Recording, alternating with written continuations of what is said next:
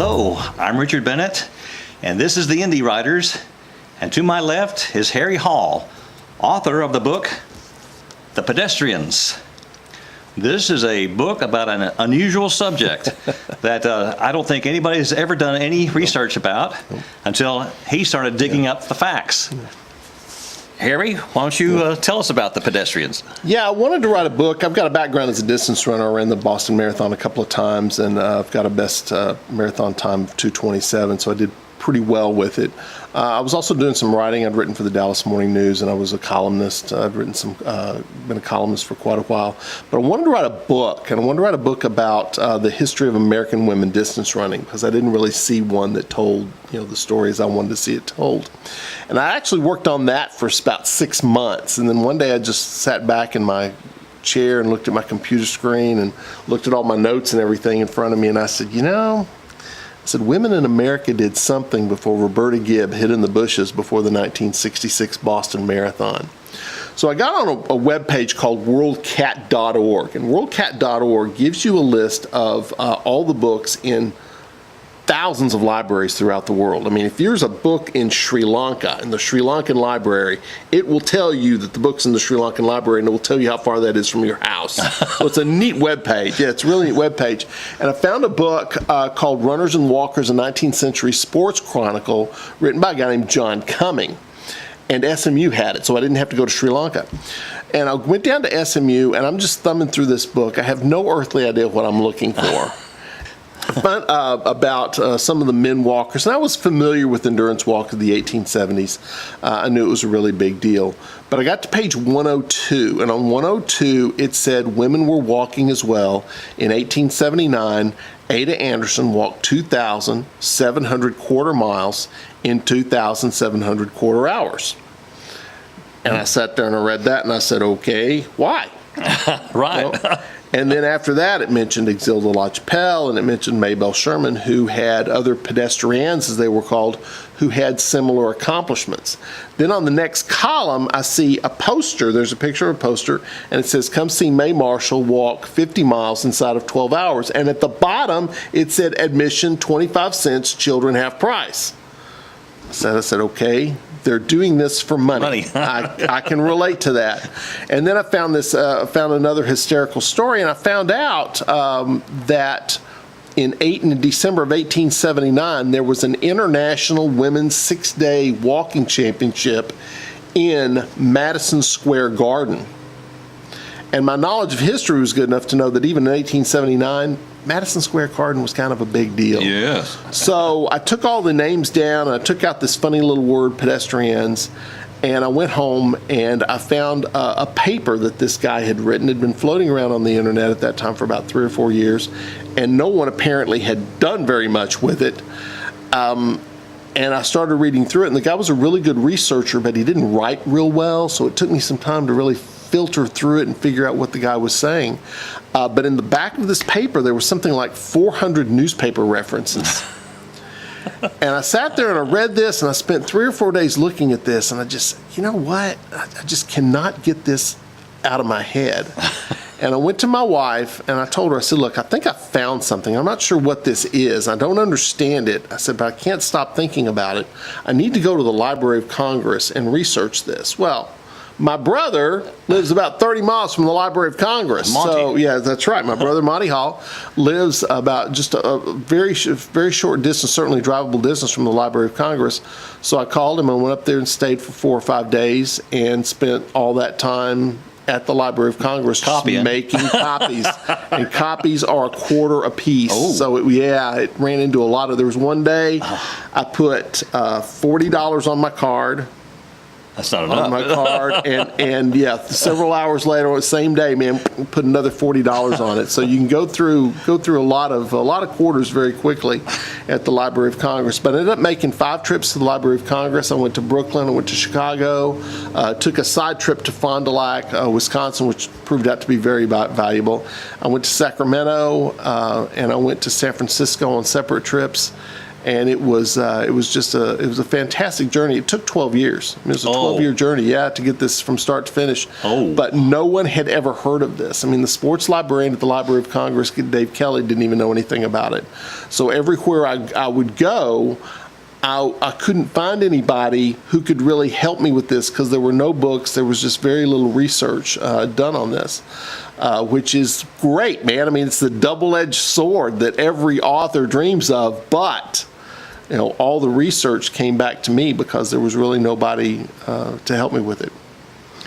You did the first work on these ladies who would walk around it. They wouldn't walk around a track, would they? Yes. Okay. No, they walked on undersized tracks set up in reconfigured theaters and opera houses. And Ada Anderson, she walked a quarter mile every 15 minutes for a month on a track that measured 7 laps to the quarter mile.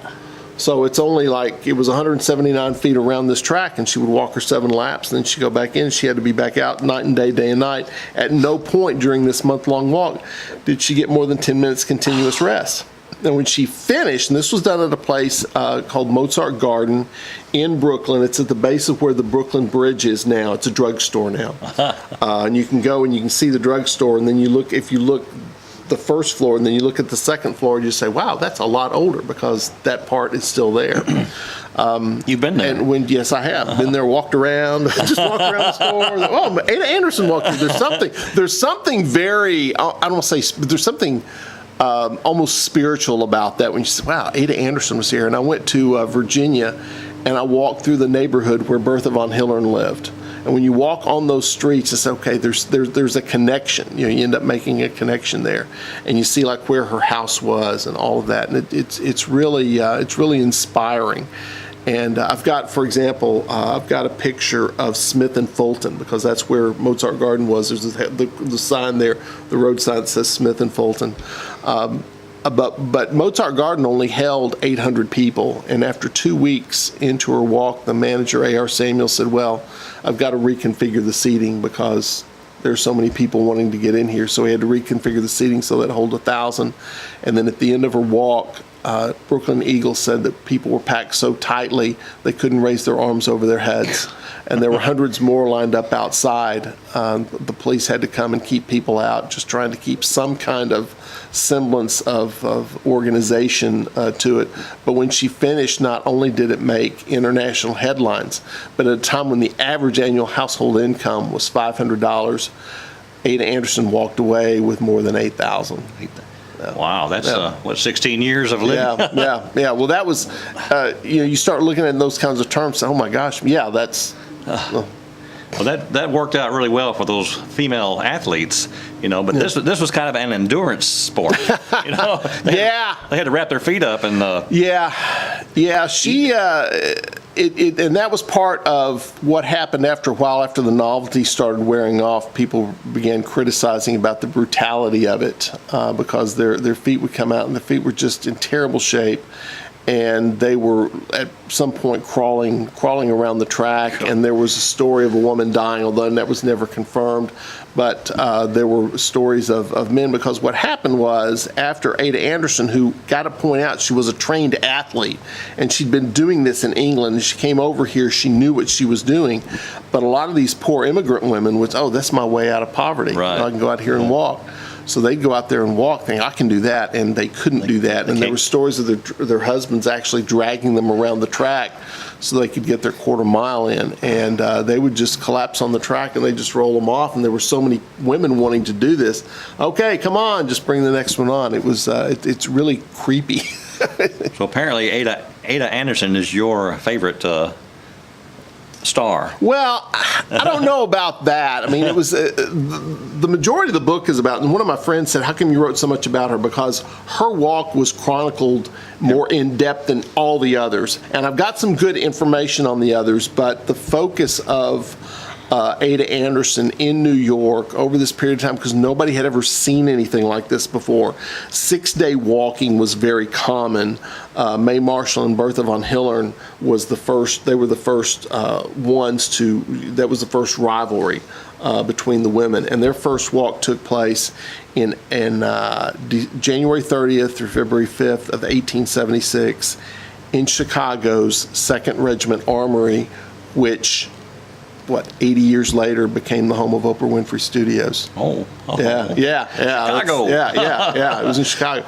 And they put up $500 each. You think Oprah knows about this? No. I'm sure she does. Why don't you write her a letter? Well, You could wind up on her show I'm sure again. she gets lots of letters. Yeah, she gets lots of letters. But the money was probably put up by Daniel O'Leary, who was probably America's top star. He was the top athlete in America. Oh. And his story was great too. He came over from Ireland with absolutely nothing, and then a few years later, he was our top athlete and very wealthy, very famous. And he set this whole thing up, and he was probably the one that put up the money for both athletes, because there's no way that they had the resources. Bertha von Hillern was a teenage immigrant from Germany, and she had nothing. And Mae Marshall was selling Bibles door to door, which interestingly, that's what Daniel O'Leary was doing when he came to America. And after that, everything changed. Let me point out that this is a very well-researched book.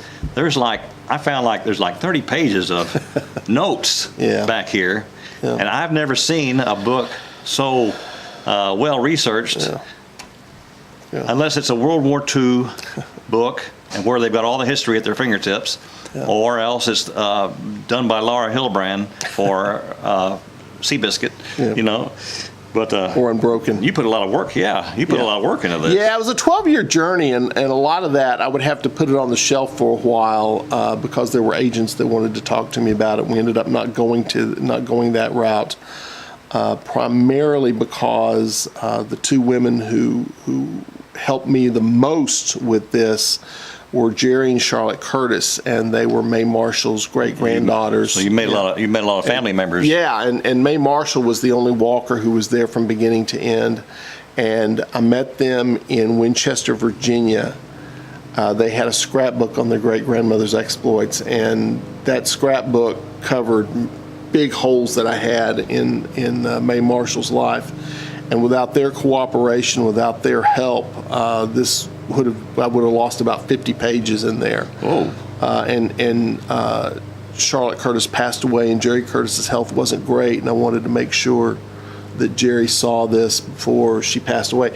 And a couple of years ago, I took a trip to Virginia to see her and give her the book, and I met a bunch of her family members. All right. And I met about 10 All of her right, Harry, family good members. going. Yeah. Her family bought a lot of copies, too. I was really happy about that. But it was just tremendous having my picture made with her and with everything that they had done. So I didn't want to mess around with an agent for another year and a half. So would you consider this a closed book, or are you still finding out? It's great, because exactly what I hoped would happen did happen, in that people are buying the book and they're doing their own research and they're finding out other information. We have found two pictures. There are two Sadie and Alice Donnelly, who were West Coast walkers. I've got pictures of them now because someone read the book and sent me pictures of them. And then we also found out that Exilda LaChapelle, who is right there, that's Exilda LaChapelle, found out that Exilda LaChapelle married a man from Texas. And they operated a hotel in Corpus Christi for several years. They retired to San Antonio, and she has about 8 or 10 relatives who live in Texas, and she's actually buried in San Antonio. Oh, okay. Which I didn't know till after the book came out. Have you been to her grave? I haven't been there. I need to go down there and visit that grave, because I think I know where it is, and that would be a pretty powerful moment, I think. Now, I understand that you have a screenplay written for this book. Yeah, I was at a Christmas party about a year before the book came out. I was at a Christmas party, and the host introduced me to a guy, and he says, he's telling him all about the book. He says, well, you need to meet John Derazette. And I said, who's that? And he says, well, John Derazette's a screenwriter. And I said, well, I met a lot of screenwriters. I have yet to meet one who's actually had anything did anything with it. He said, he's had 2 of his screenplays turned into major motion pictures. And I said, okay, I'll listen. Okay. Okay, I'll listen. So John and Rick and I met at this restaurant in North Dallas, and John and I were there for over 3 hours and just talked about screenwriting and talked about Pedestriennes, talked about writing and all that. And after the book came out, we started on the screenplay, and we've got the screenplay done. We've got everything we need on that. We're about to set up a restricted access web page that's going to have a PDF of the book, and it's got all our bios on it. Everybody's on the production team. The screenplay is in the Hollywood of a major director, and we'll see where that goes. But I've got a lot of folks who are really high on this and think that we can do something with it, so we're very excited about it. Now, a screenplay is a pared down version of your book. Are they going to focus on one? Was it screenplay? Yeah, what we did, almost all screenplays are fictionalized. There's a lot of fiction in it, but you don't have to fictionalize a lot when it comes to these. At one point, John says, you know what? He says, we ought to have where she goes out and she walks a lap backwards. I said, well, she actually did that. Why don't we have a section where she gets up and sings? Okay, she does that. She does all these things. So he kept saying, he says, really? I said, yeah, that really happens. We don't have to fictionalize it, any part of it. And yeah, we focus, because when you're doing a movie, you really kind of focus on one person. We did focus on Ada Anderson, but we pulled a lot of stories and anecdotes from other walkers and plugged it into that one because it did give you a better flavor of exactly who these women were and what they were all about. And there were a lot of rivalries there, which is one of the things that killed it. Yeah, overreaching rivalries. And this was from 1876 to 1881. It was the beginning of organized sports in America. This was before the National League, before the National Baseball League. National League started. They started play about 6 or 8 weeks after the first pedestrian march. Okay. And pedestrianism was the #1 sport in America. So at one time. Where we go, where now we go out and you'll be at a bar or something, you'll talk about football or something like that. Back then they were talking about endurance walking, who the best walkers were. Yeah. Wonder why they don't have that anymore. It's still there. It's just not nearly as big. I know a lot of people, obviously, who do this. Yeah. What would you like for the world or the general public to know about the book, The Pedestriennes? A lot of people ask, okay, this is really a neat story, but what's the legacy of this? I mean, what is it really all about? And what it's really all about is it helped revive the Olympics, the Olympic Games. The Olympic Games came back in 1896, and this came around 1876. So that was the beginning of that. It also helped with the modern sports model. A lot of these women were given appearance fees, and they were given gate receipts in some cases for people coming out. And they also contributed greatly to the suffragist movement because they showed what women can do, and so that helped, of course, lead to women getting the right. If they can make money, they can vote. They can make. They made major contributions. So the long-term effects of this are still being felt, really, and it's a story that people really need to know about. Okay. Well, folks, it's available on Amazon and on Kindle also. Right? Yeah, we've got it in about 30 bookstores throughout the country. It's in 6 or 7 different states. I'm not even really sure who's carrying it anymore. I called a place to see if they were interested in carrying it, and they said, oh my gosh, we are carrying that. So that was great. And it's won, some need to mention, it's won 3 National Writing Awards. Oh, that's right. Yeah, it's won 3 National Writing Awards. It's an Independent Publishers Award, a Mayborn Award, and then Writer's Digest, who called it a masterpiece of American history. So, yeah, it's done really well. This is not slipshod work, folks. No, definitely not. All right. Well, thank you, people, for joining us for the Indie Writers, and thank you, Harry, for being here. Thank you, sir. We'll see y'all later. Bye-bye.